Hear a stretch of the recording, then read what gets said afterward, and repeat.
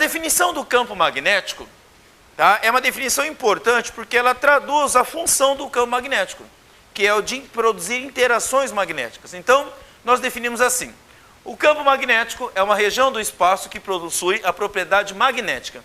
Propriedades magnéticas de quê? De orientar, por exemplo, a direção e o sentido de uma bússola.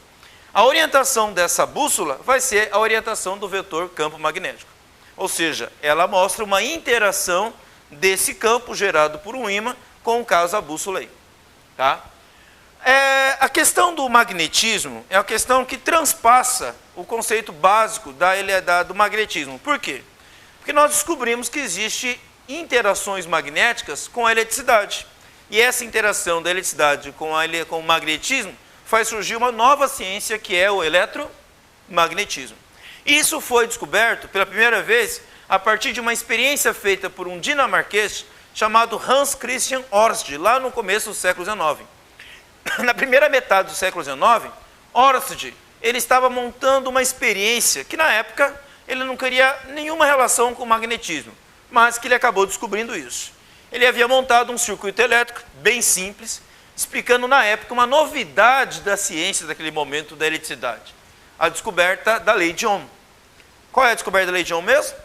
Uma relação entre tensão, resistência e corrente elétrica. Então ele montou um circuito simples. Era isso que Ørsted queria demonstrar para os alunos dele. Ele montou uma experiência didática que ele queria ilustrar uma novidade naquela época, que era a descoberta do efeito Joule produzido pela resistência elétrica, e queria que todos os alunos conhecessem esse novo efeito chamado efeito Joule. Ele montou um circuito onde tinha aqui um gerador, certo? Que produzia uma tensão, no caso uma pilha, por exemplo, um resistor que oferecia essa resistência à passagem da corrente e que produziria o efeito Joule quando a chave fosse ligada e pelo circuito passasse uma corrente elétrica. Era essa a ideia dele, montar um circuito simples, demonstrando a lei de Ohm no seu efeito Joule. Mas, por acaso, ele esqueceu uma bússola próxima ao circuito. Ele esqueceu uma bússola ali próximo, tanto quanto alguém pode esquecer uma caneta, por exemplo, certo? Uma coisa que aparentemente não tinha relação nenhuma com o fenômeno. Mas quando ele ligou a chave e a corrente elétrica passou pelo circuito, olha o que aconteceu com a bússola ali. Fica observando quando eu ligar a chave aqui, ó. O que aconteceu com a bússola? Ela se moveu. E isso foi uma surpresa para o Ørsted. Ora, por quê? Porque para ele, magnetismo e eletricidade eram coisas completamente distintas, naturezas diferentes. Magnetismo era uma coisa e eletricidade era outra. Coisas distintas. Durante muito tempo pensado de forma diferente. No entanto, ao ligar a chave e perceber o movimento da bússola, isso despertou a curiosidade dele. A pergunta que ele fez, obviamente, foi: por que que a bússola se mexeu? Bom, vamos pensar como ele na época. O que move uma bússola? Ok? O que é capaz de movimentar uma bússola? Bom, na época dele, obviamente, a resposta que veio na cabeça dele: um campo magnético. Mas quem produz um campo magnético? Ora, como pensava na época, um ímã. Um ímã é capaz de movimentar uma bússola, certo? Através de um campo magnético. Um campo magnético orienta a direção e sentido de uma bússola. Mas quem produzia um campo magnético até então eram ímãs. E ele não havia colocado nenhum ímã ali por perto. Ele não colocou nenhum ímã aqui perto. A única coisa que ele fez foi ligar a chave do circuito. E aí, pelo circuito, passou uma corrente elétrica, e essa corrente elétrica, ao percorrer o resistor, produziu o efeito Joule. E o resistor iria esquentar. Era isso que ele queria demonstrar para os alunos dele, a priori. Mas, no entanto, ao perceber o movimento da bússola, ele percebeu que algo a mais estava acontecendo ali no experimento que não era esperado. Ou seja, algo tinha que movimentar aquela bússola. Mas a única coisa conhecida capaz de movimentar uma bússola era um campo magnético. Aí ele perguntou: será que alguma coisa que aconteceu ali eletricamente também é capaz de produzir um campo magnético? Bom, você pode pensar, pode ser o calor. Talvez o calor do resistor afetou a bússola. Será que o calor afetou a bússola? Vamos pensar o seguinte: isso é fácil de experimentar. Se eu pegar uma chama, tipo um fogo, certo? De um isqueiro ou qualquer coisa ali perto, e colocar perto da bússola, será que ela mexe? Isso é fácil testar, não é? Pega a bússola, coloca uma chama ali perto, o calor da chama deve chegar à bússola, não deve? E se chega até a bússola e o calor afeta a bússola, deve mexer. Uma experiência simples de ser feito e fácil de ser verificado. Não foi o caso. Não foi o que aconteceu. Não era o calor responsável por isso. A única coisa que veio depois à cabeça dele, se não é o calor, era o quê? A corrente elétrica. Talvez a corrente elétrica seria a causa disso. Tá? Deixa eu mostrar melhor a experiência dele aqui para vocês. Tá? Visualizando o experimento de cima e focando agora na corrente elétrica, vamos ver o que aconteceu. Aqui temos um símbolo do resistor, aqui é a pilha, a chave e aqui o fio, certo? Colocamos a bússola debaixo do fio ali. O que o Arcid fez? Ele ligou a chave. Ao ligar a chave, o que aconteceu com a bússola? Ela se mexeu. Quando passou o quê? Uma corrente elétrica. Bom, se eu pensasse que talvez fosse o calor do resistor que movesse a bússola, eu poderia pensar, se eu provocar um isolamento térmico, tipo colocando isso aqui dentro de uma caixa térmica, o calor não iria sair e a bússola não seria afetada, certo? Mas mesmo assim, a bússola foi afetada, mesmo que o calor daqui não chegasse aqui. Logo, então não era o calor.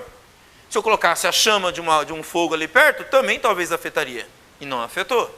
Então, testando outras hipóteses, a única coisa que restou para ele foi que a causa provável da bússola ter mexido seria a corrente elétrica. Mas corrente elétrica, criando campo magnético é uma grandeza vetorial, que tem direção e sentido. Se a causa é a corrente elétrica, e a corrente elétrica cria um campo magnético ao redor dela, então segue-se que se eu inverter a corrente, o que deve acontecer com o campo? Também deve inverter. Porque eu posso testar essa hipótese dessa forma. Eu tenho uma corrente elétrica, a bússola aqui virada, por exemplo, para a esquerda.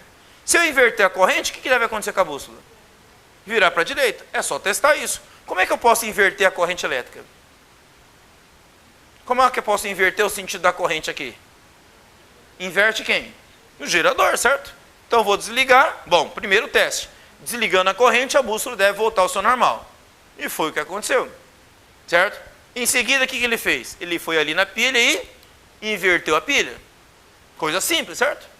Ao inverter a pilha, o que vai acontecer com a corrente elétrica? Vai inverter. Foi lá e ligou a chave de novo. Olha o que aconteceu com a bússola. Ela inverteu o sentido. Ora, então se eu inverto a corrente e eu inverto a bússola, então qual é a causa do campo magnético que influencia a bússola? A corrente elétrica. Então, com uma hipótese testável, ele pôde testar e o resultado foi confirmado, que a bússola invertiu o sentido quando invertia-se a corrente elétrica. Então, com isso, ele chegou a uma conclusão, que magnetismo pode ser produzido pela eletricidade. Campos magnéticos não são produzidos exclusivamente por ímãs, mas também podem ser produzidos por corrente elétrica. Ok? Aqui eu mostro uma fotografia ilustrando que é o fenômeno, certo? Nós temos a chave, o fio e aqui a bússola, paralelo ao fio, semelhante à ilustração que eu fiz aqui na animação, certo? E agora a chave fechada e a bússola mudando de direção. Ou seja, afetada pelo campo magnético da corrente elétrica. Tá? Então, qual foi o resultado da experiência dele, depois de testar a hipótese? A passagem de uma corrente elétrica por um fio criava ao seu redor o que, então?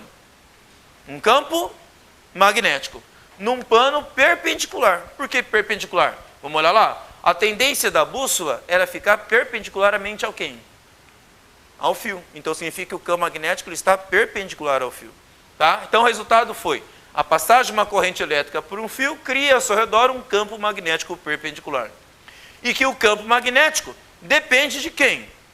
Do sentido da corrente, já que a causa é a corrente. Se eu inverto a corrente, o que acontece com o campo? Também inverte. Ok? Mas uma boa forma de você verificar isso melhor é modificar a experiência agora. Oersted, ao invés de ficar preocupado agora com a lei de Ohm e demonstrar o efeito Joule da resistência, ele modificou o experimento dele, fazendo com que um fio agora atravessasse uma mesa, por exemplo, um furo de uma mesa. Imagine uma tábua horizontal onde eu faço um furo nessa tábua. E eu pego o fio e atravesso esse furo, certo?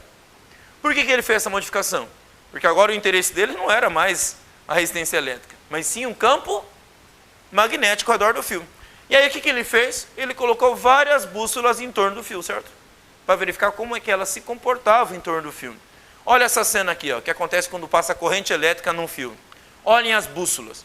Essa parte mais escurecida aqui é o norte da bússola. Olha o norte dela aqui, o norte dela aqui, o norte dela aqui, o norte dela aqui, o norte dela aqui. Ó. Elas não parecem orientadas? Parece ou não parece? Ou elas estão desorganizadas, bagunçadas? Não, porque se eu passar uma linha ligando cada uma dessas bússolas, que linha que eu tenho aqui? Um círculo. O que esse círculo mostra para nós? Uma linha do campo magnético, por onde o campo magnético está passando. Em que trajetória? Circular. Então, as bússolas representam os vetores campos magnéticos em vários pontos, indicando a direção e o sentido do campo. Que está fazendo o que ao redor do fio? Está girando numa trajetória circular e perpendicular ao fio. Ok? Então, a partir disso, Oersted e outros que vieram depois, que leram o trabalho dele, acabaram criando uma regra conhecida como o nome da regra da mão direita, já que a corrente elétrica e o campo estão relacionados entre si. Essa relação depende do sentido de ambos. Logo, a regra da mão direita vem para simplificar e facilitar essa identificação. A regra é assim: o polegar, que a gente vai usar da mão direita, vai representar o sentido da corrente. Então, a ponta do polegar é para onde aponta a corrente elétrica. Os outros dedos, formando aqui um ângulo de 90 graus com o polegar, vai representar o sentido do campo magnético quando você fechar esses dedos em torno do polegar. Tá? Então, aplicando a regra da mão direita, estica o polegar assim, ó, no sentido positivo, tá vendo? Certo? Tá? Aí você faz esses dedos fecharem em torno do polegar. Esse é o sentido do campo magnético. Por exemplo, nesse caso aqui, a corrente elétrica está apontando para cima. Então, o meu polegar aqui, ó, para cima, tá vendo? Girando em torno do polegar, meus dedos giram em que sentido? Que sentido de rotação aqui? Anti-horário. Olha lá, olha a bússola lá, girando no sentido anti-horário. Então, nesse caso, a corrente elétrica está indo para cima. O que aconteceria se eu invertesse a corrente e fosse para baixo? É só inverter o polegar. Bota para baixo agora aqui, ó. Olha os outros dedos girando em torno do polegar aqui, ó. Que sentido está girando agora aqui? Sentido horário. Aí as bússolas se inverteriam, tá? Deixa eu mostrar isso para vocês nessa animação aqui, ó. Nessa animação, eu tenho uma modificação daquela experiência original de Ohm, certo? Que era demonstrar a resistência elétrica e o efeito Joule, né? Agora modificado para atender a expectativa de Oersted, que era entender melhor o campo magnético. Ele pegou o fio, atravessou a mesa e colocou várias bússolas em torno do fio agora. Aí o que ele fez? Ele fez a corrente elétrica passar pelo fio. Por exemplo, ele fez a corrente elétrica subir. Veja o que acontece com cada uma das bússolas. Originalmente, olha essa bússola, essa e essa aqui. Todas elas estão apontando na mesma direção e sentido. Nesse momento, orientadas pelo campo magnético da Terra, certo? Ok? Como se estivesse apontando todos eles para onde? Para o norte geográfico, certo? Ou na direção do norte geográfico. Mas aí eu faço a corrente elétrica subir. Veja o que acontece com elas ali, ó. Fazendo a corrente elétrica subir no fio ali, ó. Repararam que as bússolas se mexeram? Essa aqui continua apontando para frente. Essa aqui passou lá do outro lado do fio, apontando para a esquerda. Essa aqui apontando para trás. E essa apontando para onde? Para a direita. Vamos usar a regra da mão direita? Polegar para onde? Para cima, olha lá, esse meu dedo aqui, ó, apontando para frente, lá atrás, apontando para onde? Para a esquerda, aqui do lado esquerdo, apontando para onde? Para trás, e aqui na frente, apontando para onde? Para a direita. Ou seja, está girando no sentido anti-horário. Se eu inverter o sentido da corrente, olha lá, invertendo o sentido da corrente. Veja o que acontece com as bússolas. Elas invertem o sentido, certo? Inverteram em relação ao anterior. Então significa agora que o campo magnético está girando em qual sentido? Horário. E aí nós temos uma aplicação então da regra da mão direita. Olha lá a regra da mão direita. Polegar apontando para cima, que é o sentido da corrente, e os outros dedos girando em torno do polegar, como se estivesse abraçando o fio, sentido do campo magnético. Aqui a regra da mão direita com o polegar invertido. Ok? Então a regra da mão direita, ela veio a facilitar, tá, a identificação da relação entre a corrente e o campo magnético. E assim fica mais prático, certo? Para a gente descobrir para onde aponta cada um deles. Tá? Então, na visualização desse campo magnético, agora nós temos que transparecer essa visualização de maneira mais fácil de compreender. Por exemplo, ó, olhando na cena anterior, vamos ver como é que isso acontece? Olha essa bússola aqui, ó. Ela está apontando para onde? O norte dela? Para frente. Só que nós estamos olhando a mesa em perspectiva, não é? E nem sempre dá para desenhar em perspectiva, certo? Olha essa bússola aqui, está apontando para onde? Para trás. A gente consegue identificar isso porque a visão aqui da imagem está em perspectiva. Essa aqui é fácil, está apontando para a direita, essa aqui está apontando para onde? Mas como é que eu desenho um vetor apontando para frente, se não for em perspectiva? Como é que eu desenho um vetor apontando para trás, se não for em perspectiva? Para a direita e para a esquerda é fácil. Um vetor para a direita, um vetor para a esquerda. E para frente, como é que eu desenho isso? A física inventou uma maneira de representar isso, certo? A maneira é assim, ó. Olha esse vetor aqui, por exemplo. Ele está sendo apontado para onde? Para a direita. Mas se eu estivesse olhando do lado direito para esse vetor assim, ó, de frente para ele, tá vendo? O que eu veria se eu estivesse olhando para frente do vetor aqui? O que eu veria dele? Não veria a ponta dele? Então, a maneira da gente representar um vetor visto de frente, onde nós vemos a ponta dele, a física adota esse símbolo aqui, ó. Olha esse símbolo aqui, ó. Um círculo com um ponto no meio, certo? Esse pontinho representa a ponta do vetor. Então, toda vez que eu desenhar para vocês um vetor desta forma aqui, ou você ver um desenho representado dessa forma, significa que o vetor está apontando na sua direção, para você, certo? Tá? Se eu olhar um vetor por trás agora, ok? Eu não posso usar o mesmo símbolo, senão vai confundir, certo? A gente faz um símbolo diferente. A gente desenha um círculo com um X no meio. Esse X é como se fosse uma flecha. Sabe aquela flecha tirada em arco e flecha?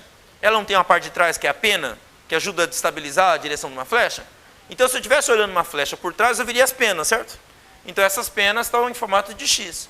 Então, a gente diz que um vetor, visto por trás, representado por esse X, ok? E visto de frente, nós vemos a ponta dele representado por aquele ponto. Então, quando a gente olha um vetor desse jeito, significa que ele está indo para frente. E nós estamos vendo a parte de trás dele. Se nós olhamos o vetor dessa forma, ele está vindo para nós, na nossa direção. Então, a gente vê a ponta. A gente também diz que esse vetor está entrando no plano da tela e aquele está saindo do plano da tela. Está claro a vocês? É uma maneira que nós temos de representar um vetor de forma tridimensionalmente. Para a direita, para a esquerda, para cima, para baixo, para trás e para frente. Tá? E com isso, nós podemos agora representar o vetor campo magnético em qualquer direção, em qualquer sentido no espaço ao redor de um fio. Tá? Então a regra da mão direita fica assim. Finalizando. O polegar representando o sentido de quem? Da corrente elétrica. E os outros dedos ao redor do fio representando o sentido do campo magnético. Certo? De como ele atua em torno do fio. Tá? E aí, a regra da mão direita facilita, então, a identificação do campo magnético.